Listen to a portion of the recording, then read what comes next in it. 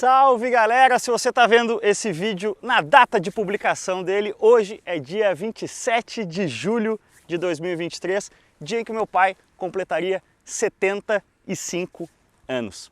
Ele acabou nos deixando exatamente um mês atrás, dia 26 de junho, uma segunda-feira, e ele iria para São Paulo na quinta e eu ia buscar ele no aeroporto com esse carro aqui, o Porsche 718 Cayman T, e ele tinha topado participar da gravação de um vídeo naquele final de semana, porque ele, vejam só, nunca tinha dirigido um Porsche.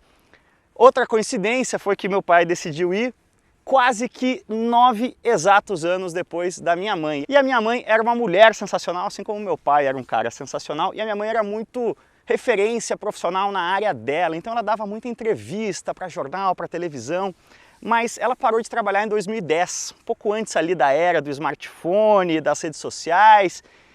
E recentemente até a Roberta entrou em contato com a PUC lá no Sul, a gente tentou achar imagens da minha mãe dando entrevista, falando, para a Roberta, por exemplo, ouvir a voz da minha mãe que ela nunca tinha conhecido, e a gente não conseguiu.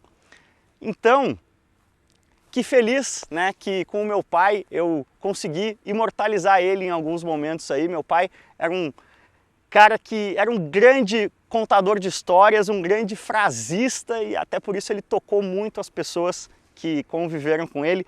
Eu confesso que eu nunca consegui capturar na câmera exatamente o quão genial ele era, para falar a verdade, porque ele ficava tímido, mas eu tentei e a gente chegou perto.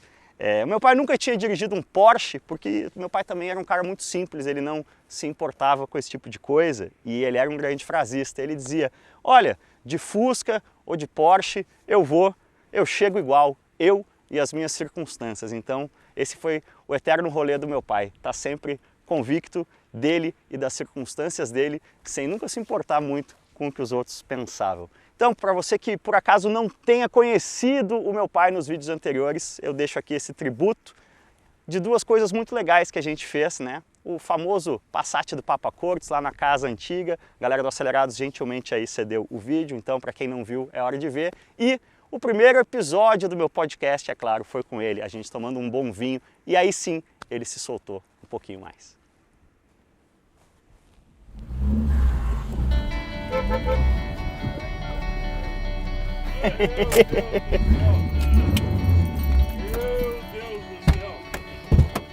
Ó, barbaridade. Feliz Dia dos Pais adiantado e feliz aniversário.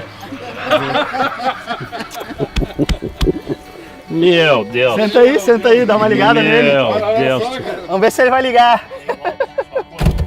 Tá, então. É igual, é alto também, né? Seguinte, eu procurei o Passat, o azul, tá aqui a foto, ó. Mas não consegui achar.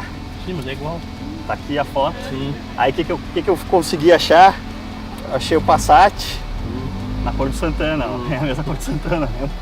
Aí vou te dar um cursinho agora. Nossa, depois tem uma coisa disso aqui é igual.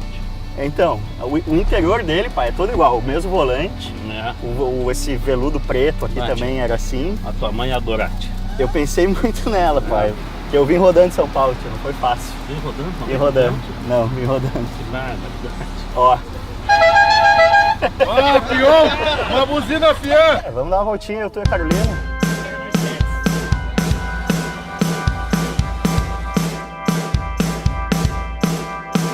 E a ventarola, né? Olha só, a ventarola. Ventarola é gauchês pra quebra-vento, né? O Casco, até tu pagou por isso, cara. Então, presente não tem preço, homenagem não tem preço, dizia Jorge Benjor. Eu me lembro desse painel aqui que bota pra cá e pra lá. Isso aí é o ar.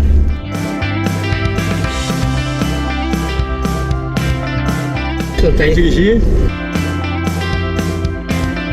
Respeita que é um senhor de 33 anos, o carro tem a minha idade, é 82, sabe? Olha só. Tu viu o chaveiro especial que eu comprei também? É. Do Grêmio. Ontem cheguei no estádio, na hora que parou o carro no estádio, liguei de novo pra ver se funcionava e não ligou. Meu Deus. Aí ontem deixei numa autoelétrica de tarde e dei o tapa final. Aí. Próximo carro antigo que eu comprar pra trazer pra cá, eu vou botar numa plataforma. Foi dura a jornada. Tem um cachorrinho aqui, né? Que lindo. Só não me atropela o cinegrafista, né?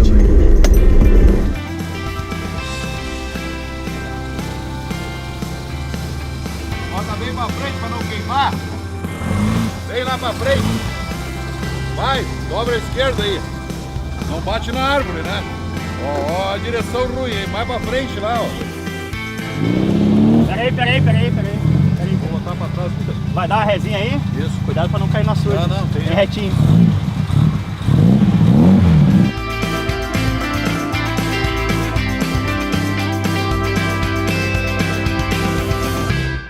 No fim, deu tudo certo. Quando você é guri, seu pai é sua maior porta de entrada para esse universo complexo e fascinante que é um carro.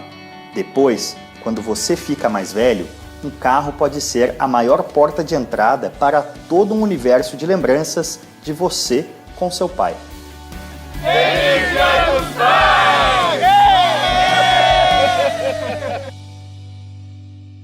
Projeto na quarentena com a ideia de ter conversas longas e mais aprofundadas com pessoas que eu admiro. E na apresentação do Cássio Cortes Show, que eu espero que tenha vida longa também, eu falo que vou me restringir a 3 tópicos apenas, que são mundo, vida e coisas, que é uma brincadeira eu lembro de você fazer no meio de um debate. Debates sempre foram algo rotineiro, tanto na nossa família, quanto eu acho que no círculo de amizades de vocês. E a primeira coisa que eu queria saber é se essa frase que contém uma ironia divertida, por isso que eu gosto tanto dela, né, que eu sou especialista em apenas 3 coisas, o mundo, a vida e as coisas. Se é um Ciro original, você viu em algum lugar, qual é a origem dessa frase? A frase que eu me lembro eram coisas da vida e as coisas do coração. Essa outra aí eu não sei, de repente pode ter que ver. Talvez tivesse um pouco utilizado demais. Pois é. Mas essas coisas vamos falar sobre as coisas da vida e sobre as coisas do coração. Essa eu sei que é minha. Essa é sua? Essa é minha. Deixa eu falar mais um pouquinho aqui. Você falou da família polêmica. Nossa família sempre foi muita polêmica. Foi sempre muito de discutir. Mas tinha uma regra. Não tinha beck de assunto, tá? Podia discutir qualquer coisa, só que não podia ofender. Sim. Nós sempre discutimos ideias. Isso é interessante mesmo. Agora, assim, na polêmica de hoje, tá, o pessoal não sabe mais discutir, o pessoal sabe ofender. Sim. Nós não, nós só discutíamos ideias. Eu falo uma coisa nisso que a gente não usa adjetivos, né? O debate pode estar o mais acalorado possível, mas nunca ninguém fala, você é lacuna, você é tal coisa. É sempre no campo das ideias. Mas no campo das ideias, sem particularizar. Sempre é só os assuntos, a favor ou contra. Outra frase que eu lembro muito, que acho que resume um pouco esse espírito inquisitivo, jornalístico e que faz parte mesmo, você tendo uma formação de exatas, né? Mas eu acho que faz parte do DNA da família, o ser de tudo um pouco e de tudo um pouco mal. Qual a origem dessa frase? Bom, essa eu sei bem. Nos anos 60, por aí, teve no Rio, um cinema ficou famoso, acho que era Cine Paissandu. Seria os alternos hoje, ou esquerda festiva, sei lá o quê. Mas era famoso, passavam uns filmes, porque essa época, eu acho que era uma época de ditadura, então as coisas eram proibidas, era complicado. Então, um cara fez uma música, tinha um grupo, que o líder desse grupo, para mim, acho que até o diretor musical da Globo, daqui a pouco eu não lembro o nome dele, que os caras fizeram essa música, o nome da música era Garoto Paissandu. Garoto Paissandu, garoto genial, o orgulho da indústria nacional. É contra-americano, mas só usa calça livre. Por aí vai. Bom, então... Deixa eu falar outra coisa desse grupo. Daqui a pouco eu vou me lembrar o nome do grupo. Na época dos festivais, tinha o festival da Globo, Record, Java 4, e tinha um internacional. Que era o de São Remo? Não, de São Remo é outro. Tinha o Festival Internacional do Rio de Janeiro, que tinha o concurso nacional. Primeiro porque era uma música de cada país e tinha um concurso nacional para escolher a brasileira. E nesse ano, a forte, tá, era Carolina do Chico Buarque. E a que ganhou, e esse grupo acompanhou, era a Margarida. Eu acho que era Sai Guarabira. Uma rápida gugada resolve aí. Aqui, ó, não, era Sai Guarabira. Guarabira eu tenho certeza, mas ele tinha um outro parceiro, mas deixa pro Sai Guarabira. Sá Rodrigues e Guarabira, não? Pode ser. O Zé Rodrigues é o autor do Silêncio de um Chevrolet, o jingle mais famoso da história do Acelerados. Mas esse Carolina é lindo, ó. É linda a música. Ele está em seu castelo, olê, olê, olá. Mas como isso se relaciona com o Garoto Paysandu?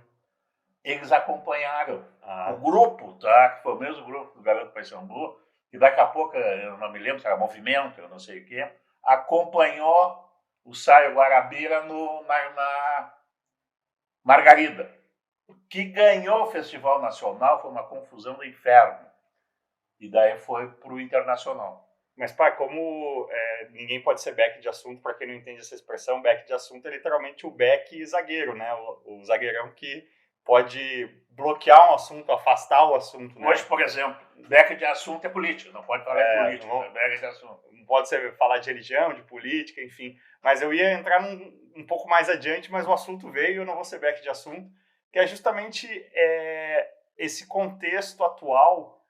A gente está gravando isso aqui ainda durante a pandemia, o governo Bolsonaro toma uma série de atitudes bastante que deixam a gente perplexo, né, em resumo, e construindo um raciocínio mais amplo aqui, e eu acabei de casar com uma mulher 12 anos mais jovem do que eu, e eu explico isso para ela, que para quem nasceu no início dos anos 80 como a minha infância, as minhas primeiras lembranças são do fim dos anos 80, em que o Brasil era um lugar muito caótico, com muita miséria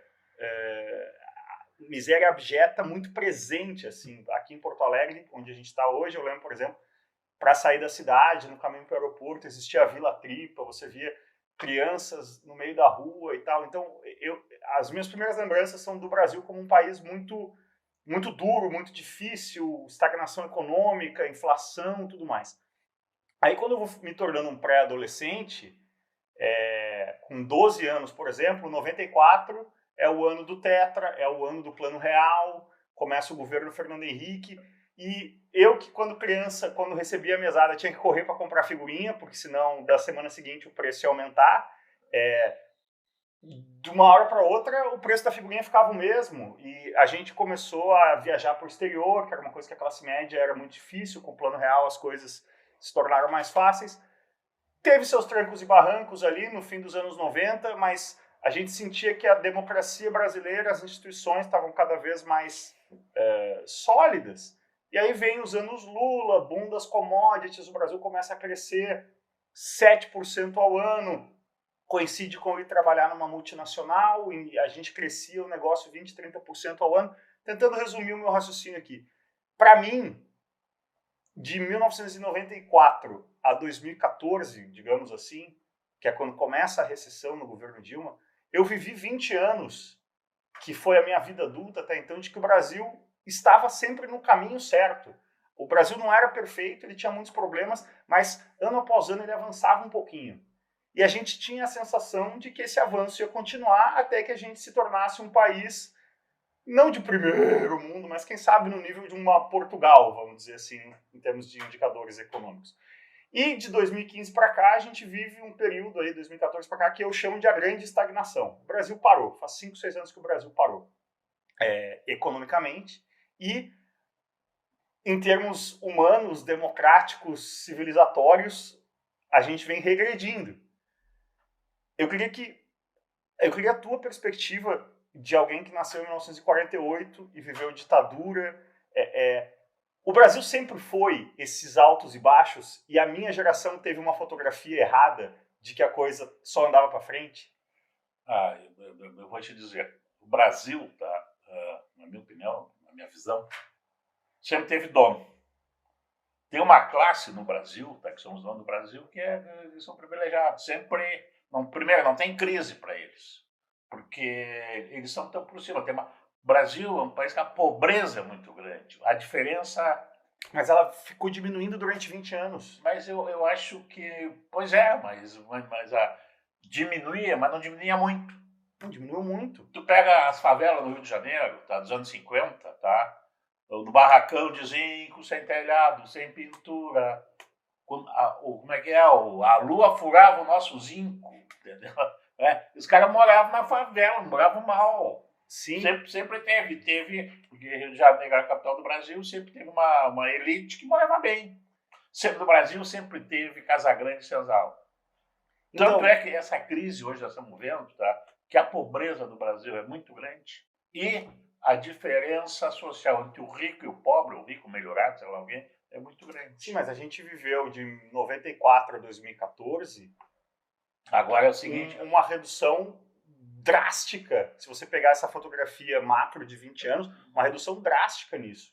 E inclusive, essa o que eu chamei de miséria abjeta, ela deixou de ser flagrante no dia a dia do Brasil. Óbvio que ela continua existindo, mas a gente tem, em dados estatísticos ali, a gente tem 30, 40 milhões de pessoas que ascenderam acima da linha de pobreza. Pois não vamos pegar. Pode falar em política? Sim, a ideia é falar de mundo, vida e coisas. Política faz parte. Que, por exemplo, eu acho que, por exemplo, eu acho que, primeiro, para ser presidente do Brasil, tá, o cara tem que ser um cara diferenciado dos demais. No mínimo, tem que saber falar inglês. E, no mínimo, tem que ser um cara que seja respeitado, tipo o Fernando Henrique. Agora, acho, tá, que o Lula foi um cara que tirou a pobreza diminuiu no governo dele. Sim. Dessas coisas, como é que eu vou te dizer, Bolsa Família, não sei o que, diminuiu. Tá, mas eu não quero particularizar em nenhum período. O que eu quero acho que eu vou refrasear a minha pergunta, é a seguinte. Na minha janela de quem viveu vida adulta do início dos anos 90 até hoje, eu tive a sorte de pegar um início de uma janela que durou 20, 25 anos, que me parecia que o Brasil só andava para frente. Sim. Eu quero saber se... Vou resumir a minha pergunta. O Brasil tem jeito? Eu acho que vai ter jeito, mas não nessa geração. Vai precisar mais muito tempo. Quanto tempo? Sei lá, no mínimo, do jeito que tá, no mínimo 50 anos, né? Tu acha que pega, por exemplo, o Rio de Janeiro. Ano passado, ano retrasado, eu tenho dois filhos. O Cássio, que mora em São Paulo, já está no Rio de Janeiro. Então, nós fomos visitar Carolina e fizemos de carro Rio de Janeiro a São Paulo. A periferia do Rio de Janeiro e a periferia de São Paulo é muito grande. Sim. Então, para tirar esse pessoal, parar de morar em favela, de Aba4, tá? Vai demorar muito. Quer ver uma coisa? No Brasil, a diferença salarial é muito grande. Mas tu acha que tentando... E tem muita gente na pobreza, tem muita gente... A média do brasileiro, sei lá, 2 salários mínimos. Sim, isso é um dado até interessante, né? A gente tem, não só a gente tem uma renda baixa, como a gente tem uma quantidade de capital acumulado baixa. Tem pouco dinheiro circulando aqui comparado ao primeiro mundo. Mas tentando manter esse paralelo, eu comecei a falar ali de 1994, Plano Real. Eu acho, por exemplo, tá? O Brasil tem que parar de crescer, a população. Sim. Tá? Tem que começar a melhorar. Não pode, o cara da favela tem 4, 5 filhos, tá? E a classe média melhorada tem 1, tem 2. Esse é um tópico que até no primeiro mundo... Outra coisa, eu vou dizer também, é muito tabu, tu né? não sentiu muito. Por que nós somos... Eu sou engenheiro civil. E a mãe do Cássio, tá, é professora universitária na PUC. Então, só para ter uma ideia, o avô do Cássio era general. Então, nós era tudo classe média melhorada. Então, sempre estudando em colégio particular, sabe? Sim. Passava no vestibular, ganhava carro. Sim. Não meu, né? Mas o da avó. Mas o ponto... Então, olha aqui, esse sentimento que... Claro, hoje, Porto Alegre, tá? Qualquer sinaleira tem 2 caras pedindo comida. Mas eu acho que hoje tem mais do que há 7, 8 anos. Tem mais. Então, é isso Tem que eu quero... É essa perspectiva que eu estou tentando trazer. Tem mais. Em resumo, para tentar manter esse mesmo paralelo, eu comecei a falar de Plano Real em 94, eu tinha 12 anos. Em 1960, tu tinha 12 anos. E aí o tu, de alguns dias em Porto Alegre, já está voltando aqui substituindo você. Eu vivi, sabe, o fim dos anos dourados. Então, mas espera aí, exatamente isso. 1960 são exatamente 60 anos atrás, certo? Sim. Tu acha que o Brasil de 1960 era melhor ou pior que o Brasil de 2020? Primeiro, eu acho que de 60 era melhor, mas por quê? Tinha menos gente. Então existia menos pressão dessa miséria urbana. Não, assim. tinha menos gente, só que desde aquela época o pobre tinha 5 filhos e o classe média alta tinha 1 ou 2. Aqui a gente vai abrir, eu vou cortar essa tangente, porque a gente poderia Outra coisa, quer ver? Só que nós pegamos a época, tá, da inflação. Sim. Quer dizer, o Brasil tem, sabe, o último mês do governo Sarney foi 80% de inflação. Não, ao mês. Tu entrava numa loja, tinha que comprar, não podia sair. Pai, um cruzeiro. Isso aí tem um documentário que me foge o nome agora, que é um documentário sobre a história do Plano Real, na verdade, que R$1, ou melhor, deixa eu fazer o raciocínio reverso. Esse documentário acho que é de 2010, uma coisa assim. É quando o Plano Real faz 10 anos. Ele é de 2004. E ele rememora toda a inflação acumulada no Brasil de 1980 a 1994. Se você pegar R$1 em 1994 e voltar para 1980, é uma coisa tipo assim, 600 trilhões. É um número completamente... o universo não comporta. Outra coisa... Mas eu não quero descer para essa tangente mas demográfica. Vamos voltar para 60. Por exemplo, não tinha tanta violência. Entendeu? Tu podia sair na rua, tu não tinha medo de ser assaltado. Provavelmente porque essa pressão urbana da pobreza era menor. Exato. Quer ver uma coisa? Nós morávamos no Menino Deus. Dos 15 aos 20 anos, sei lá, sabe? De noite, a gente era os donos da noite, não tinha medo de sair. Sim. Eu acho que isso aí é uma outra questão, até que eu acho que o brasileiro tem mais medo do que a realidade dos fatos. Isso é uma situação que... Outra coisa também... Só concluindo o raciocínio.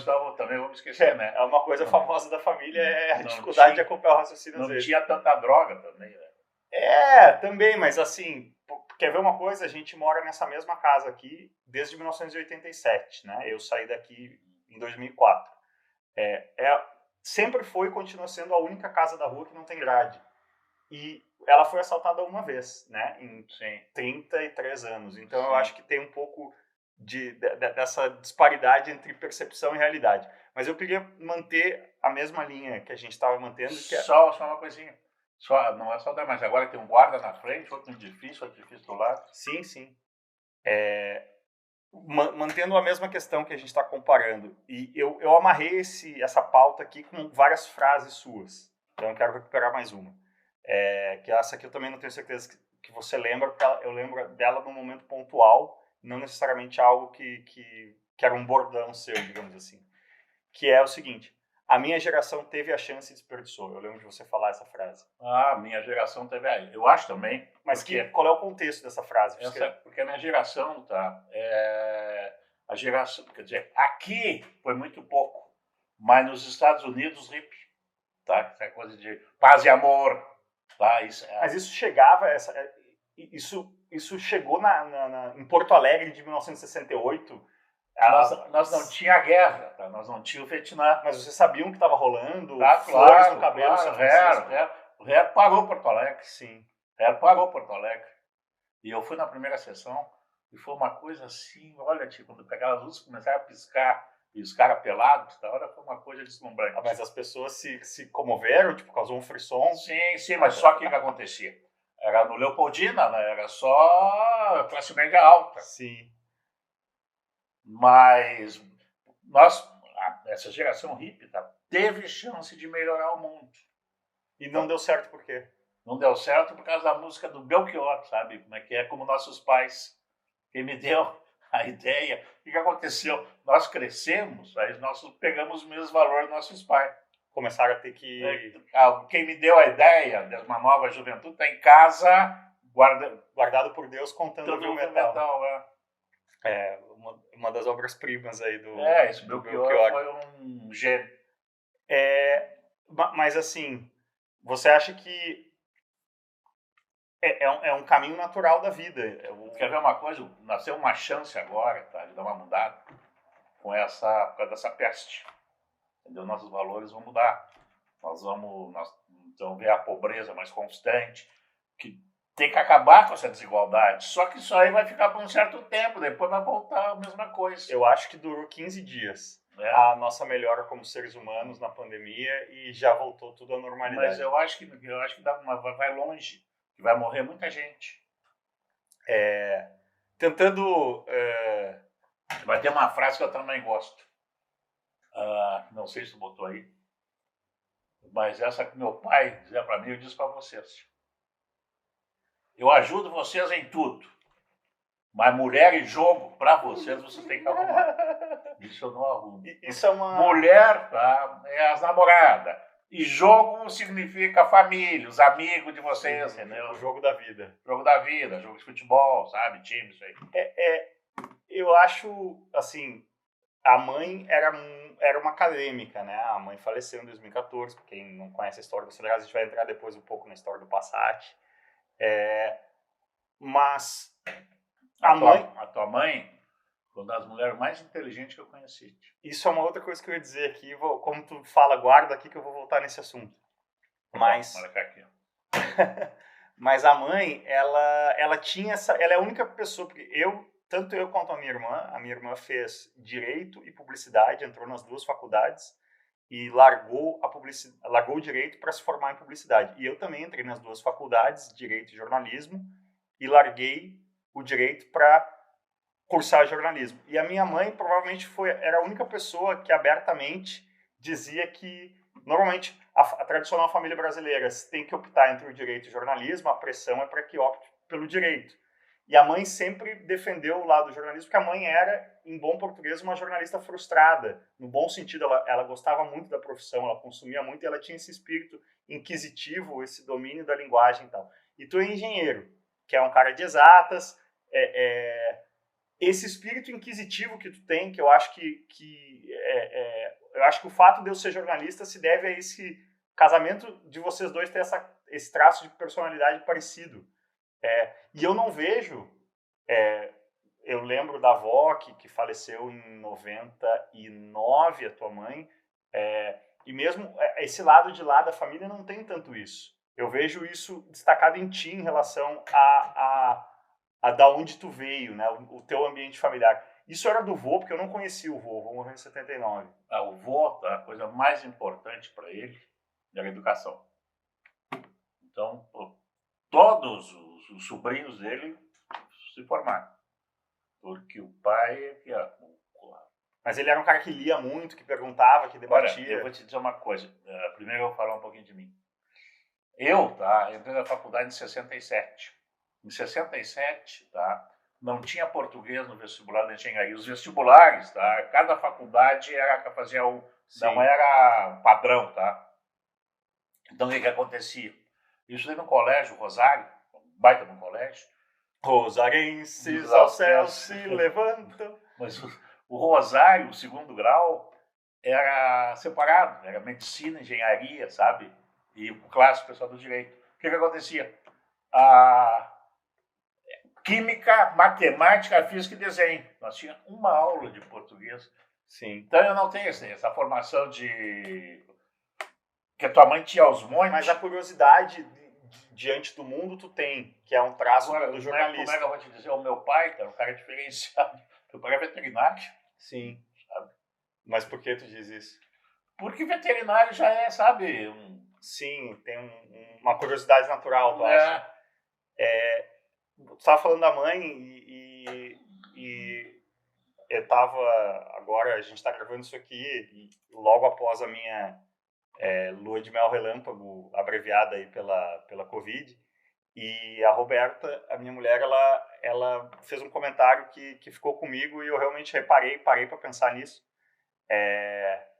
Porque a mãe era uma pessoa bastante difícil no trato diário, assim. Era uma pessoa que tinha uma personalidade complexa e talvez por eu ser muito parecido com ela, eu particularmente tinha, talvez, entre você, a Carolina, minha irmã, e eu, o trato diário mais difícil era o meu.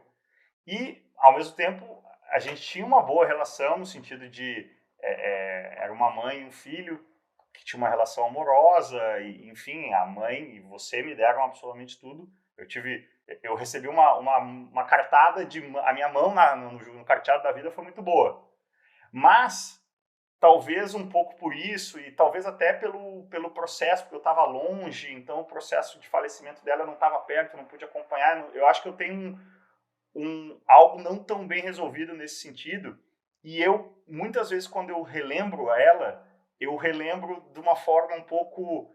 Eu falo muito bem dela também, é claro, mas eu constantemente eu dou umas alfinetadas nela, como eu fazia em vida, e a gente se alfinetava, a gente se bicava.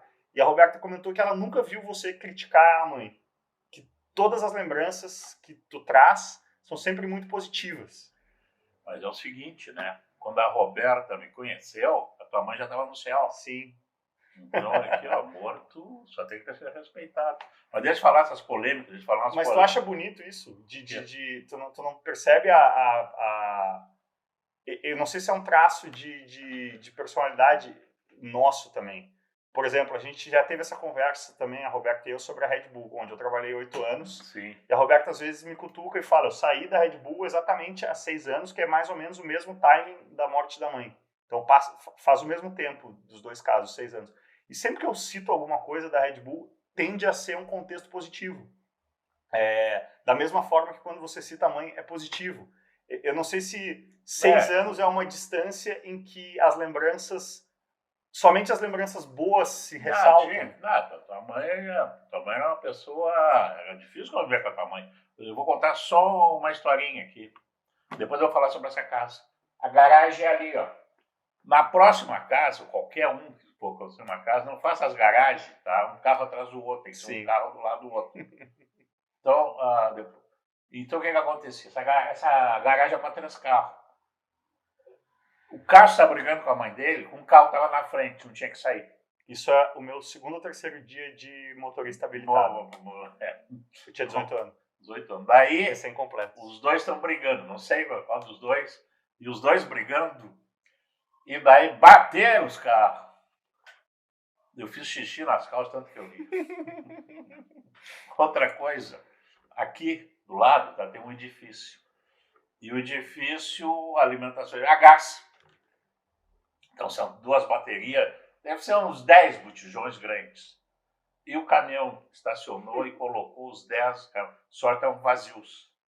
E o Cássio foi sair, bateu nu e fez um dominó, rua abaixo, aí foi um horror também. Foi um dos barulhos mais assustadores da minha vida. Agora, deixa eu só dar a minha versão. Eu estava dando a ré com o Peugeot 306, que viria a ser o Acelecarro depois, e olhando para o lado direito, a rua é uma ladeira, então você tem que dar a ré para manobrar os carros com atenção ao trânsito que vem. E eu estava olhando para o trânsito e não vi do meu lado esquerdo, né? Quando você está dando a ré, normalmente, antes de existir câmera de ré, você olhava para cá, né? Se debruçava no espaço entre os 2 assentos, e se você não é um motorista experiente, você pode esquecer de dar uma olhadinha no que está acontecendo no retrovisor do lado esquerdo. E eu dei uma triscadinha com o retrovisor do lado esquerdo. Como é que chama o botijão alto? Grande. É o botijão grande, que não é o baixinho gordinho, é o alto. Não, é o grande. É o de edifício. É o, sei lá, 45, 90. E aí triscou esse aí, e um caiu, e o caminhão estava descarregando no edifício aqui do lado, então tinha uns 6, 7 botijões desses grandes, e o que caiu fez um dominó e quase houve uma bomba de Hiroshima, movida a butano, gás butano. Sei lá, metano, acho que é metano, não sei. Mas outra coisa, depois eu vou falar na casa. Mas eu tinha Quando eu conheci tua mãe já tinha carro. Então, nós era classe média melhorada. E tinha um Fuca, tua mãe tinha um Fuca, nós botamos um Fuca lá na frente da casa. O Fuca em São Paulo é o Fusca. Fuca é um gauchismo, sabia? Então, tá. Não, E- pode falar Fuca, que as pessoas não falam Fuca em São Paulo. E tinha um caminhão do Curtinaz. Tinha muita obra na volta aqui, tá? E o Curtinaz estava fazendo uma limpeza rua acima, 3 casas para lá.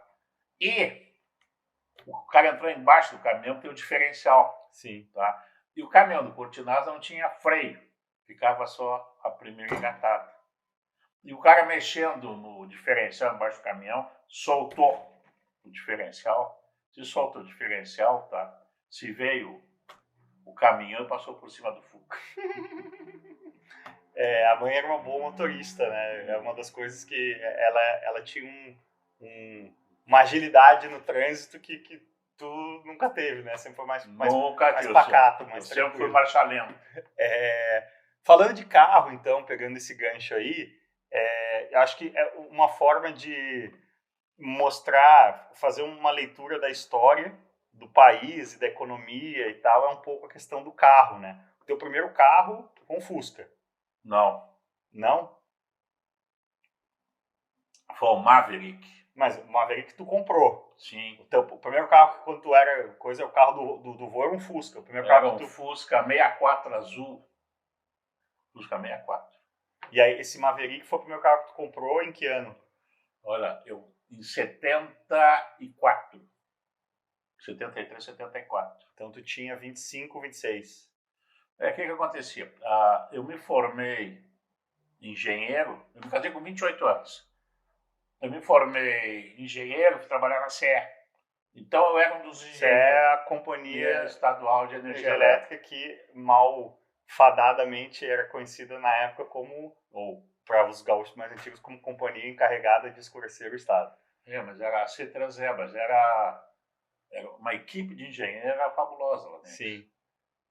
Bom, daí o que aconteceu? Eu trabalhava na CE, solteiro, morava com os pais, era um dos engenheiros de ouro, ganhava bem, e ganhei na loteria esportiva. Sim. Porque naquela época isso é uma coisa importante também de ressaltar. Quem se formava numa área como engenharia estava feito na vida, o emprego era Olha automático. aqui, ó.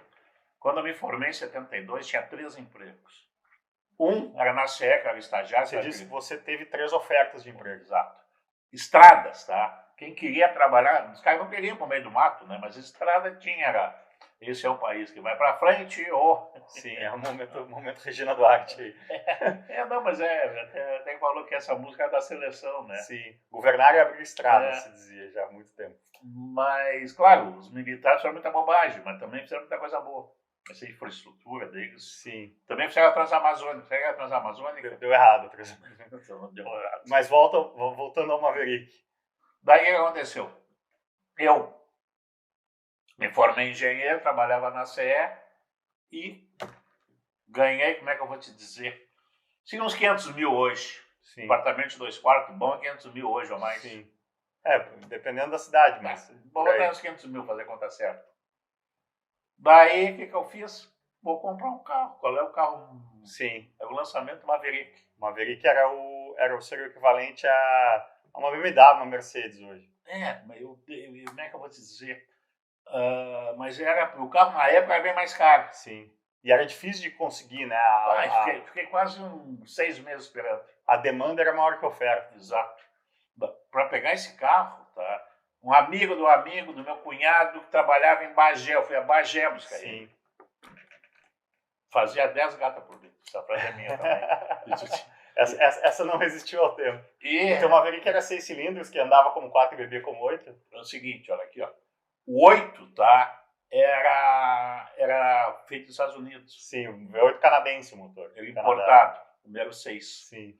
Depois, tá? De 74, não sei. Deu um boom do petróleo. Então Sim. foi lá no inferno o preço. Aí que aconteceram tragédias como o Mustang 2 nos Estados Unidos. E aqui no Brasil foi onde acho que surge o Corcel 2, talvez? Não. Acho que depois, mas é o que mata o Maverick, né? Surgiu o Maverick 4 cilindros. Sim. Não deu certo. Surgiu o Maverick 4 portas. Também não deu Sim. certo. Mas aí... Mas só um pouquinho. Daí, eu ganhei lá. Aí fiquei rico, né? Sim. Só que 3 meses depois, tá? O meu pai ganhou também. Só que se eu ganhei 500, o pai ganhou uns 5 milhões. Sim. Aí nós ficamos ricos. Mas a inflação comeu tudo. A inflação comeu tudo. Mas ele deu um apartamento para cada filha, né? Deu apartamento. Meu pai era um bom vivan. Sim. Todos os dias na casa dele. Nós morávamos num apartamento e nos fundos tinha um salão de festa. Todos os dias tinha festa lá. Sim. Open bar, pagava tudo. Pagava tudo. Mas ele faleceu e deixou um monte, tá? Sim. A mãe, daí Ficou confortável. ficou bem a mãe. O que aconteceu? A inflação comeu Sim. a poupança da minha mãe. Mas aí tu trocou o Maverick pelo Chevette Daí é o seguinte, por causa do custo do combustível ou nada a ver? também por causa do custo do combustível. O Maverick fazia 3 ou 4 por Sim. litro, uma coisa assim. E também porque eu fui casar com a tua mãe, né? Sim. Mas aí por que casamento significava um Chevette e não um Maverick? Hein? Ou que o carro já era antigo? Também por causa da gasolina. Sim. Não, porque olha aqui, nós casamos em 77. 77, o Maverick era 74. Sim. Bom, mas daí, só morar num edifício, te lembra? Na Essa de Queiroz, Sim. Pô, tinham 12 apartamentos. Tinham 10 Chevette. sim. Um não tinha apartamento, porque era louco, não tinha, Não tinha carro. era louco, não gostava, e o outro tinha uma Brasília. Tinha 10 O Chevette. Chevette era o carro da classe média brasileira no É, porque nos anos aqui, ó, 70. a direção era tortinha Sim. e a tração era Tração traseira. traseira. E ele era um carro barato, né? Sim. O irmão mais caro dele era o Opala. Era o Opala, que já estava defasado ali. O Chevette É. era um projeto mais moderno. Aí depois do Chevette teve o Passat Surf. Depois do Chevette, Passat Surf. Mas tu trocava de carro de 2 a cada 3 anos por aí. Não, como é que eu vou te dizer? Tia? As culturas eram gozar naquela época, né? Os carros duravam menos também, começava a dar Também, problema. mas os caras com 50 mil, carro velho tinha o problema do status, Sim. carro zero, né? Tinha até uma questão da inflação, era uma forma de tu te proteger contra a inflação, era estar com um carro novo, né? Mas era mais pelo status. Quer ver uma coisa? Cada 2.000 quilômetros tinha que trocar o óleo. Sim, Se lavava o carro toda semana. sim. Entendeu? Era tudo O carro era um bem muito, muito valorizado, digamos assim. muito valorizado. E para esses caras que eram solteiros, tinha carro, hoje isso acabou. O cara arrumava namorada, tá? Eu falo isso, já falei algumas vezes, né, em alguns contextos do Acelerados. Eu acho que a minha geração, quem tem aí de 35 anos para cima, foi a última geração em que o carro significava algo,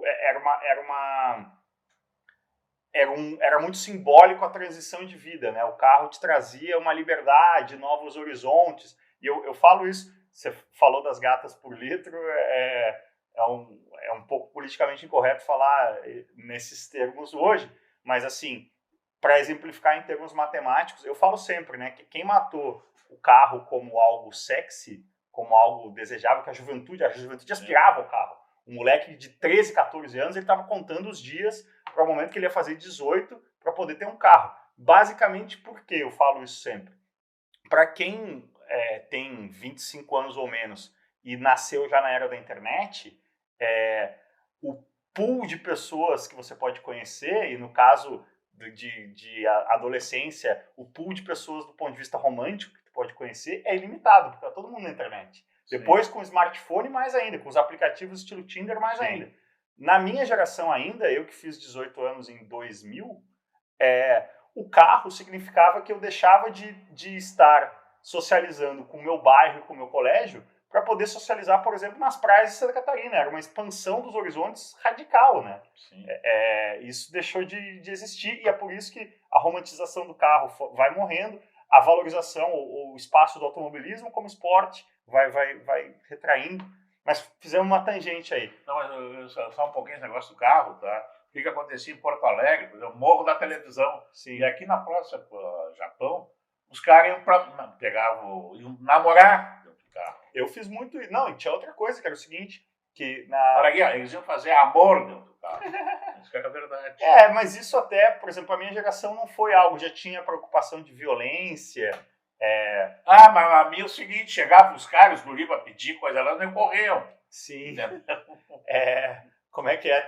Tinha um jingle de um motel aqui uns anos atrás em Porto Alegre que como é que é? No quarto não tem graça, na sala muita gente passa, no carro é perigoso, na areia é doloroso. Tipo, fazia toda a venda da necessidade do motel. Mas o que a gente ainda tinha na minha geração era a questão do carro como uma ferramenta na falta de uma palavra melhor, do cortejo, né? Também, a gente facilitava outra coisa. Não, mas exato, era essa coisa, era quase uma pavonice, né?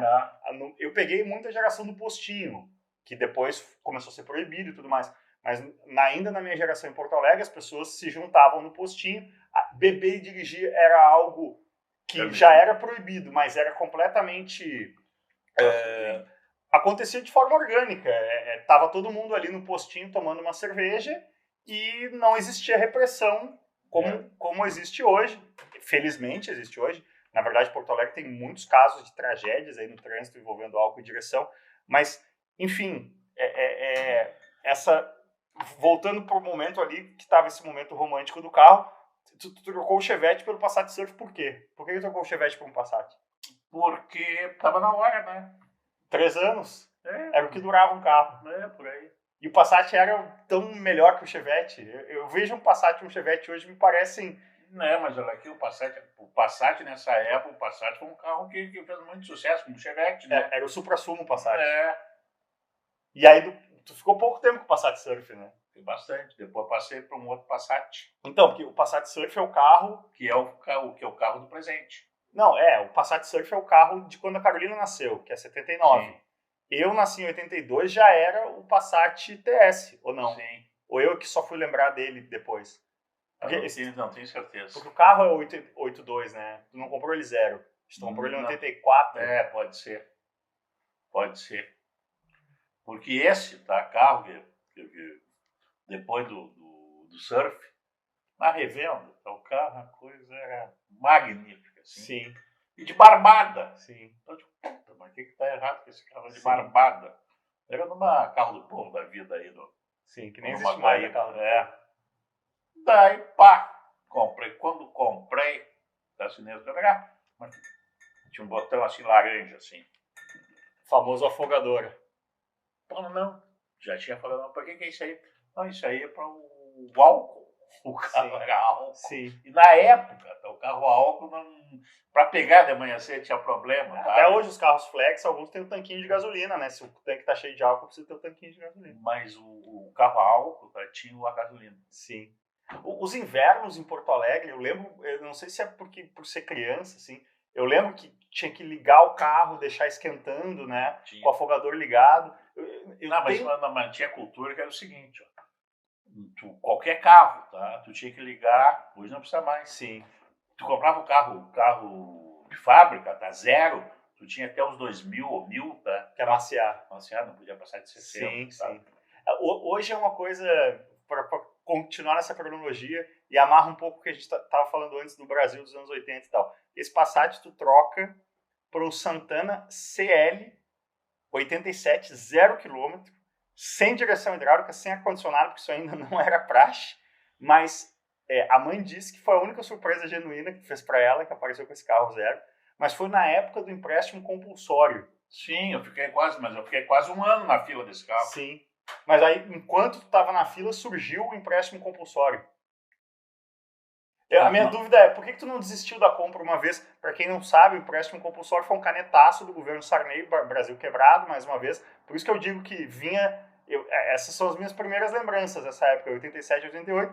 Do dia para a noite, o governo deu um canetaço. Mas só para explicar o que era o compulsório. Do dia para a noite, 30%, todos os carros foram reajustados em 30%, que era um dinheiro que ia para o governo depois, quem sabe, um dia te devolver, e o combustível também 30%. 30%, isso aí depois de 10 anos eu recebi.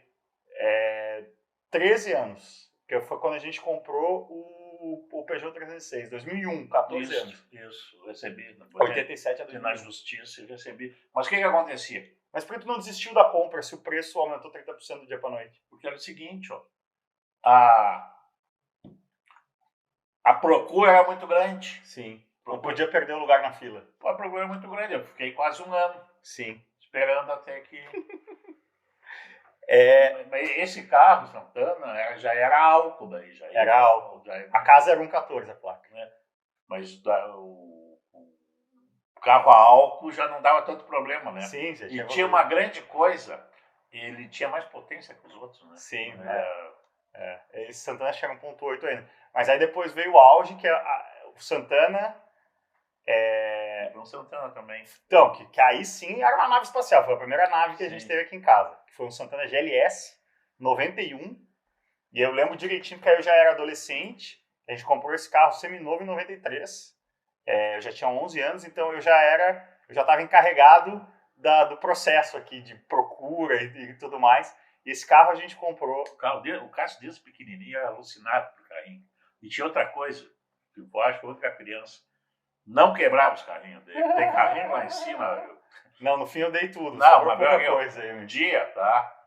Quando eu já estava grande, nós pegamos um carro, lotamos o carro com todos os carrinhos dele e fomos ali numa vila e foi uma correria do inferno. Sim, a gente deu ali, tudo. demos tudo. Esse Santana GLS 91, aí sim foi o primeiro carro com ar-condicionado, direção hidráulica, banco com apoia-braço atrás e coisa. E eu lembro exatamente do preço desse carro. 635 milhões de cruzeiros. Que mostra bem o que era o caos econômico. Eu, assim, olhando de fora hoje como adulto que paga as minhas contas há muitos anos, não dava um peso no estômago, assim, um frio na barriga, fazer uma compra grande como um carro 600, um Santana top de linha, Mas só uma para coisa, atualizar esse devia ser carro- 100 mil reais hoje. Tá, mas esse, Como é que tu gastava 100 mil reais, que eram 635 milhões, mas era o sabendo seguinte, que no mês seguinte aqueles 635 milhões já não valiam mais isso? eu sei, mas era problema da inflação, mas tinha o seguinte, né? Esse carro, tá? Tinha o carro, botamos o antigo no... Sim, Entendeu? O valor não era... Não era tanto isso, Sim, porque sim. entrava o outro. Sim, mas eu digo, de modo geral, essa casa aqui, que é uma casa... Essa casa aqui depois tu mostra, porque essa casa é uma casa diferenciada. Sim, mas... Porque essa casa tem 300 metros quadrados, vamos dizer. Se tu construir uma casa, tá, com o projeto de um engenheiro meu, tá, e construir uma casa com o projeto do arquiteto de 300 metros, tu vai gastar o mesmo dinheiro. Sim. Só que o arquiteto é gênio, né? Sim. Essa casa tem 30, 40 anos, o projeto dela tá qual? Não, a casa todo mundo que vem aqui em casa chama a Tá qual? atenção de como é diferente, mas eu quero dizer o seguinte, essa casa tu como engenheiro construiu. Quanto tempo tu levou construindo? Uns 2 anos. 2 anos. Então, eu digo, tu tá... primeiro que é um... Agora, uma coisa é a seguinte, eu sou engenheiro, trabalho numa construtora, e o dono da construtora, o Piccoli, me deu um pedreiro. Sim. Era um pedreiro aqui e um Teve ajuda. servente. Sim. Teve ajuda. 2 anos fazendo. Mas eu digo assim, a ajuda eu digo um subsídio. Um subsídio. Mas é um trabalho de amor, onde a tua família vai morar e tudo mais. Mas o carro era uma compra que eu sinto assim que eu num cenário econômico desse, eu não faria a compra do carro, entendeu? Mas não tinha jeito. A gente acostumava, né? Sim. É o novo normal, né? A palavra da moda. A inflação, se não vivia na inflação. Essa casa que tu vinha aqui todos os dias, nesses 2 anos? Todos os dias, porque não tinha mestre. Então, o mestre Sim. era eu. Sim. Era eu. E tu lembra de histórias, assim, da construção? Eu me lembro, porque quem construiu essa casa aqui, ó, eu trabalhei na Arquisul, tá? Que era o Piccoli, o dono. Sabe uma coisa, o arquiteto dessa casa é o Estênio, Que é o meu padrinho. ele é casado, era meu concunhado. Não, era teu cunhado. Não, concunhado. Concunhado. Estênio Vieira, é isso? Sim. Eita. O cara é gênio, Sim. entendeu? O cara ele tem um projeto dele lá em Blumenau, é uma pirâmide, ele fez um espaço arquitetônico embaixo, o cara é gênio. Sim. Pai, Mora em Capão, Sim. tá? Mas o problema é o relacionamento, né? O cara é gênio, tem que... Muitas vezes o gênio fica... Um amigo meu, para usar outra frase, o André Sanches, ele fala sempre trabalhou com atletas, né? E ele fala que o pato é um animal que corre, voa e nada. mas ele não faz nenhuma dessas coisas bem. Se ele corresse muito, muito, muito, muito bem, ele não saberia voar ou nadar. Ele falava isso sobre o atleta de elite em geral. Como, em geral não, né? Mas com alguns casos que ele tinha dificuldade, às vezes, de lidar, o cara que era muito excepcionalmente bom numa coisa, acabava tendo dificuldades em outras. Teve uma época, também fazia fundação, isso aí, coisa, tá? Eu contratei o Manuel Preto. E o Manuel trabalhava os filhos dele, e vinha com o Fuca, tá? Sim. Botava tudo em cima, carrinho de mão, não sei o quê. E ele era um empreiteiro, que trabalhou comigo e foi meu mestre na Arquisul, tá? Daí ele saiu, socou por fora, daí ele fez o grosso. Daí, um dia, tipo, andando lá, o Manuel disse assim pro sobrinho dele, o Antônio Carlos, tu não cai desse andaime aí porque a firma não tem seguro. O plano de saúde era SUS e chá, né? Por que acontecia? Não tinha seguro porque carteira assinada ninguém tinha, tá? Sim. Mas, Emanuel, se cair, se machucar, daí vai ser SUS e chá. O plano de saúde era SUS e chá. Deixa eu dar uma invertida aqui, pai, que a gente já está com quase 50 minutos aqui. Já, aqui é o seguinte, vamos ter que fazer mais umas 3 ou 4. Outra coisa, Chico, o entrevistado tem cachê? Tem participação nos lucros. Bom. Futebol, pai, é outra coisa que acho que tem muito marcante, assim, acho que todo gaúcho tem muito essa questão de Grêmio ou Inter, é uma coisa que eu, morando em São Paulo e convivendo no Rio de Janeiro, com a minha irmã há muitos anos, não existe essa definição de identidade através do futebol tão forte em nenhuma outra capital brasileira, das que eu percebi, como existe aqui. Então, essa coisa de ir no jogo do Grêmio, tudo mais, é uma coisa que é incutida desde a infância e ninguém escolhe o time aqui, né? É uma lavagem cerebral feita desde muito cedo. E uma outra frase sua que eu acho antológica é que tu diz que tu não gosta de futebol, tu gosta de jogo do Grêmio valendo ponto. Exato. De certa forma é um relacionamento abusivo que o torcedor tem com o clube, né? Como é que eu vou te dizer? Porque, por exemplo, o meu sogro, tá? Que era general 10 estrelas, era mais gremista do que eu. Daí, jogo treino do Grêmio, tá? Domingo de manhã contra o São José, ele ia, ele me levava ele, a gente ia junto. Sim. Por quê? Ele aceitava as prestações, sabe? Sim. Eu comprei a cadeira, mas quem pagava, quem cuidava, tudo era ele, tá? Eu comecei a ir no estádio nas perpétuas dele. Daí tu vê jogo treino, os nossos boleiros, mas eu tive grandes vitórias no Grêmio. Vou dizer mais, eu não tenho minha carteira aqui, porque está lá em cima e ia mostrar a carteira no Grêmio. Eu fui agora na Lanús, lá em 2017. Fomos de ônibus, quase morri. Foi uma catarse, né? O Grêmio tinha ficado 15 anos sem ganhar nada e volta a ganhar em 2016 e um ano depois já ganha um tri da Libertadores. Eu tenho um vídeo que é impublicável do estado completamente. Eu vou falar isso porque dá um pouco a dimensão do que era. Eu fui ver o segundo jogo, tu foi para a Argentina, eu vim ver na casa de vários amigos gremistas aqui. E o gremista, ele tinha sido campeão da Copa do Brasil em 2016, mas Copa do Brasil é meio 8 jogos, né? Uma coisa. O Grêmio vinha era um acúmulo de decepções nas costas de 15 anos muito grande. E no segundo jogo, o Grêmio ganha de 1-0, o primeiro jogo da final aqui, e no segundo jogo sai na frente 1-0 lá. Ainda no primeiro tempo, acho que finalzinho do primeiro tempo, o gol do Luan. E aí, no segundo tempo, com, 15, 20, os caras empatam. Só que o Grêmio tinha o gol qualificado, tinha o gol fora. O empate servia pro Grêmio. Não, o empate serviu 2-1 também. Então, se toma um gol com 20 do segundo, tá tranquilaço ainda. A galera toda entrou num modo de trauma, assim, ficou um silêncio e todo mundo roendo azul e ninguém mais. Sendo que o seguinte, o jogo era o quê? Libertadores é à noite, né? À noite. Jogo 9 da noite, o churrasco tinha começado 2 da tarde. Então a hora que dá isso, já tá todo mundo completamente para lá de Bagdá.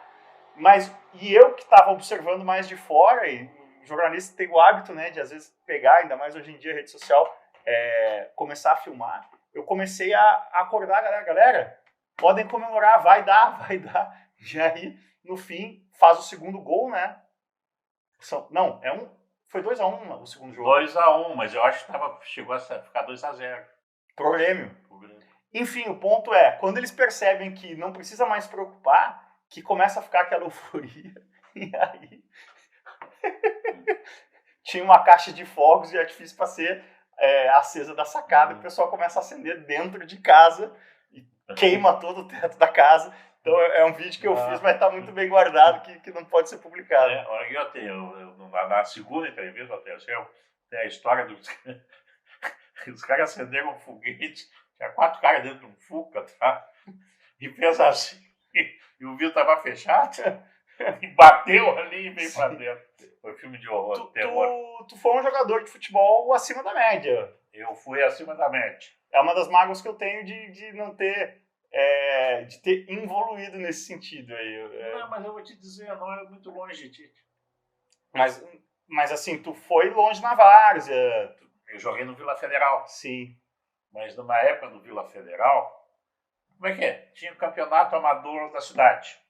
Nós somos 2 anos, tá? Vice-campeões. Sim. Porque na minha época tinha o tal de Concórdia, que era uma seleção. Sim. Não tinha como eram os caras. Mas tu acha que tu poderia ter sido, se tu, com 13, 14 anos, tu fala, não, quero ser jogador de futebol profissional, tu poderia ter sido um lateral direito? Acho que sim, um centro médio. Eu tive outro problema também. A minha escola, tá? Eu não era do campo, eu era do salão. E eu no campo também, eu era centroavante do Vila Federal, não era centroavante, eu era o 8. O 8 que na época era o ponta de lança, né? Não era o ponta de lança, não era o 9, era o... Como é que eu vou te dizer? Os times jogavam, era Flecha, Joãozinho, Alcindo e... Sim. Entendeu? Jogava com 2. Sim. Era Pelé e Coutinho. Sim. Tá? O centroavante era o Coutinho, Pelé era o... Mas esse era o 10. Esse era o 10. O 8 era o quê? Não, esse era o 8. Era o que jogava pela direita, mas que foi pra frente. Sim. O 10 era o do meio do campo, era o Gerson. Tá? Sim. Era o armador. E por que tu não quis isso? Era outra realidade, né? O jogador de futebol não era uma coisa tão sedutora, assim, não ganhava dinheiro. Como é que eu vou te dizer? É que eu sou o Ciro, tá? Lá no Grêmio, na Várzea, não sei o quê, tinha 200 Ciro. Sim.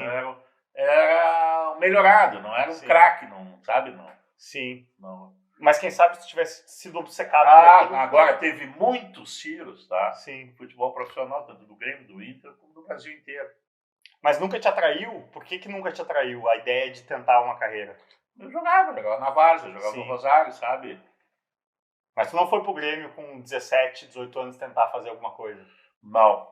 Eu fui no Grêmio, eu fui no Internacional quando eu tinha uns 10 anos, eu acho, ou 12, sabe? Mirim.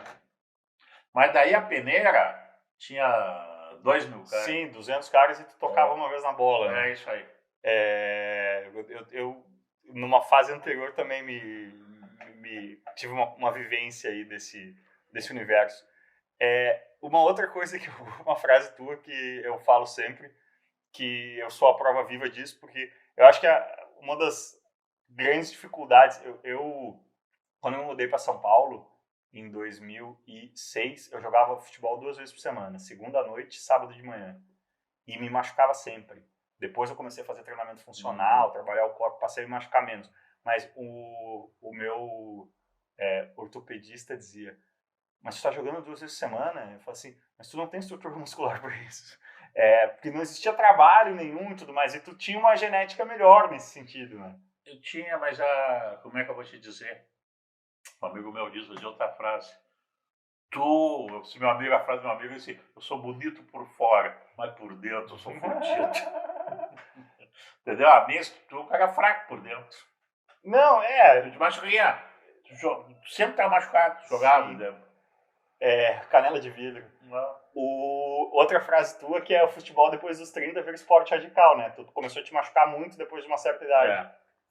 Mas não chegou nos 30, nos 40, tá? Tu jogava, daí te pisava. Daí ficava 2 meses fora, voltava, te pisava. Sim. Jogando lá na PUC, tá? Time da firma, O cara bateu, futebol de salão. O cara bateu uma lateral e fiz assim, ó, tá? Eu ia rasgar a rede, a rótula veio aqui no meio da coxa. Nossa, estilo Ronaldo. É. Que horror. Mas aí, por causa disso, tu foi pra maratona. Daí o que aconteceu? Por causa disso, tá? O cara botou. Foi lá com a vez com a mão assim, a não botou no lugar. Daí foi no Alarico Andes, era o médico. Alarico Andes, foi meu médico também. Era o médico do Grêmio. Se não me engano, já é falecido. Não, tá vivo. Então matei o Dr. Alarico, desculpa. Daí. Estudos que milhões de coisas que o teu problema é o seguinte, teus músculos aqui, ó, são muito frágeis, tá? Tu tem que fazer musculação. Sim. Daí eu fui aqui na Tentos. Sim. Que não existe mais a academia que era do lado de casa. E daí comecei a correr. Mas por que tu começou a correr? Porque você por quê? Futebol, porra, a rótula veio no meio da coisa, não dá nem pensar, né? Sim. Daí comecei a correr, porque... Mas por que tu foi pra maratona, que é um negócio que eu não consigo... Daí eu vou te dizer, isso aí é... Tu não foi lá, tu não subiu o Everest, isso aí porque eu estava lá. Foi uma questão de desafio pessoal mesmo, tu queria provar que... Que tu ia treinar uma maratona, eu, Newton Kitts. Quantas tu terminou? Uma só? Porque eu fiz... Só pro seguinte, quando eu cheguei na maratona eu tinha 40 anos, né? Sim, sim. Agora tem outra coisa, eu também fazia natação. Sim. Não fui campeão mundial de natação, porque tem mão pequena. Não, porque depois tu fez muitos triatlons, né? Triatlo fez dezenas. Fiz muito triatlo. Também eu tinha mais de 40 anos. Sim, mas eu tinha lembrança que tu tinha feito várias maratonas, assim, 3, 4. Eu fiz 3, 4, mas terminei um. Ah, tu...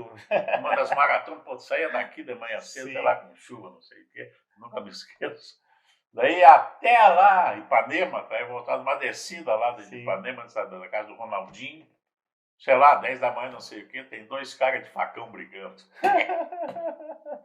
eu fiz 2 meias maratonas no mesmo ano. E... Mas a maratona é 20 km, né? A meia maratona é meia, 21. Porque é o seguinte, É o corpo relativamente humano fácil. Mas foi feito para correr 30 km. Mais de 30... Então, foi exatamente isso que eu senti. Eu já fiz algumas corridas de aventura, umas 3, 4, que você faz 17, 16 quilômetros na montanha, também é muito desgastante. Mas eu senti correr 21 quilômetros no asfalto, eu senti que estava começando não é um colapso a palavra, mas um ponto em que estava deixando de ser saudável, né? Que eu estava entrando a sensação que eu não conseguia imaginar no quilômetro 20,5 de uma meia maratona como seria fazer mais 21. Quer ver? É óbvio que você tem que treinar para isso. Eu corria bem no tempo de meia maratona, era excelente, tá? Para minha idade. Sim. Mas depois dos 30, eu chegava aos 30. Depois dos 30 era um horror. Pai, Deixa eu só fala. umas coisinhas aqui.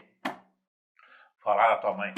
A mãe do Cássio, a dona Helena, foi a pessoa que eu conheci que mais sabia de português. Sim. Ela tirou pedagogia, professor de pedagogia, mas sabia tudo de português, sabia muito. E o cara número 2, tá, de português, tá, que eu conheci foi o cara sabia muito de português. É uma história que... Hoje eu esqueci tudo, né? Mas é até uma história que eu nunca contei em nenhuma situação do Ceará, mas eu gabaritei o vestibular de português da Federal aqui e por causa disso virou uma espécie de, entre aspas, fama. E o meu primeiro emprego foi trabalhando na TV Pampa, aqui no Sul. Trabalhei 2 anos na Pampa, com futebol, que foi demais. Era um sonho, mas depois de 2 anos fazendo faculdade, eu trabalhei 1 ano e 8 meses na Pampa e engordei 10 quilos. Com um metabolismo de 20, 21 anos. Deixa eu contar a história da Pampa ou tu vai contar? Não, deixa eu só concluir. Então, eu queria sair da Pampa no último ano de faculdade, fazer monografia e tudo mais. E eu fui trabalhar como redator do governador do estado, que na época era o Giovanni Rigoto, justamente porque o pessoal na Pampa sabia que eu tinha gabaritado o vestibular de português da URGS. O redator do governador, basicamente, a coisa principal é escrever direito de acordo com as regras que o governador vai assinar, né? Bom, eu aqui, ó, no vestibular dele eu acompanhava. E no vestibular da URGS, eu tenho até lá, na minha gaveta lá, eu tenho os gabaritos. Ele, de história, ele se atrapalhou de preencher, não sei o quê, e preencheu 6 4 ou 6, ele ia ser reprovado, ele ia preencher toda a prova errada e não tinha como apagar. Naquele tempo não tinha como apagar. Então ele errou 6 perguntas. Não lembro disso. Então, vou te dizer, tu errou 6 perguntas. Outra coisa, a coisa que ele mais sabia fazer era escrever. Então, a redação, que varia 20, tá? Pelo que ele ia fazer, no mínimo 18. Ele fez 10 ou 12. Fiz 12 na redação. 12 porque ele escrevia tanto, tá? Fugindo do assunto, sei lá o que, os caras não entenderam. É uma forma, mas Com que tudo isso, no direito da URGS ele chegou ao segundo lugar. Ele ia chegar ao primeiro lugar de todo o vestibular. Mas deixa eu contar uma história do... O que tu ia falar da Pampa? Pampa era o seguinte. Ele foi para Pampa. Eu tô aqui. Pode falar. Programa, ele era estagiário, tinha um programa esportivo, que era os caras do programa Sadio, lateral esquerdo. Era um circo. Um grande cara que eu tenho saudade, convivi com muita gente muito especial na Pampa, mas um cara que era um grande frasista também e que me proporcionou muitas risadas foi o Ricardo Vidarte, que faleceu recentemente e que foi chefe da Roberta no SBT também. Mas o seguinte, daí, quem não sabe, a Pampa, eu acho que até hoje é da família Gadré. Esses Gadré, um dia alguém tem que escrever alguma coisa sobre eles, tá? Os caras têm essa Pampa 20, 30, 40 anos, não sei. Na época, tá? Os carros deles, tá? Eram Golfs com vidro. São os caras discretos. Sim. Tu não sabe, não vê falar dos Gadré. São low profile os Gadré. Né? Bom, a chefa do Cássio era uma das filhas. E o Cássio, não sei o que, se era editor, não sei o que ele fazia lá. Bom, ele entrou num dia lá, no outro dia já fazia o Pampa Esportes. Não, eu tive uma sorte, entre aspas, que eu entrei como estagiário e 2, 3 meses depois, a pessoa para quem eu estagiava foi demitida. E empresa jornalística, sempre uma mão na frente e outra atrás, a oportunidade de cortar custos sempre é aproveitada. Eu fui promovido, o que foi demais em termos de carreira, de experiência de vida. Eu, com 19 para 20 anos, estava fechando VT para o Jornal da Record, em rede nacional, estava fazendo ao vivo, porque naquele ano a Record tinha os direitos do Campeonato Brasileiro, o Fernando Vanucci era o apresentador, eu fazia o vivo do jogo de Porto Alegre Bom, o que não é o ideal, né? Você é jogado na fogueira, mas o lugar que é um pouco precário não é a palavra, né? Mas esse tipo de situação te gera desafios imensos, mas se você souber aproveitar, te gera oportunidades, né? Você cresce muito rápido. Bom, a comunicação, tá? Como o pessoal era um horário diferente, na Pampa tinha um painel para a comunicação, deixava os avisos ali. Sim. E daí... Ela botou meu roteiro corrigido. Não, ela botou, Cássio, muito bem, tá muito... Mas só cuidado na concordância, que tem um probleminha aqui, que errou na concordância, não sei quem. Daí ele botou do lado. Não, te contando os fatos que aconteceu. Foi um roteiro de telejornal, era o telejornal da noite que eu produzia, e ela corrigiu, só que eu não tinha sala. Eu não era Sim. A minha redação era o esporte, né? Não tinha uma sala própria, tinha uma gaveta própria. E aí, por não ter uma sala própria, ou acesso à minha gaveta, ela corrigiu um roteiro meu e colocou na escala, na parede, para todo mundo ver, entendeu? Sim. Só que a correção dela estava errada. Então, eu estava certo. Eu tinha isso é 2001, eu tinha 19, 20 anos. E ela teve que me corrigir em público. E eu estava certo. E isso me deixou muito irritado. E eu, de forma pouco inteligente, porque não era só a minha chefe, era a chefe, filha do dono da emissora, eu respondi. Só que eu não respondi em público. Eu respondi botando de volta o roteiro, explicando embaixo da sala dela. Então, eu sou louco, mas nem tanto. Só que tem uma coisa, a minha história, a lenda pra mim... É melhor, de fato. O Nelson Rubens aí, eu aumento, mas não invento. Essa aí a lenda, o homem que matou o Facino. Sim. Qual é essa história? Se a lenda é mais forte que a verdade, publica-se a lenda. Publique-se Isso é um baita filme, O Homem que Matou o Fascino. que é a outra grande frase boa, É. sua clássica. Pai, queria te agradecer a disposição e o... Pô, já terminou, cara? 1h07 Agora de que eu conversa. tava crescendo. Não, tem que ser 1h07, sabe por quê? Cansa depois. É, Cara, não tem mais e saco. vou te falar, se...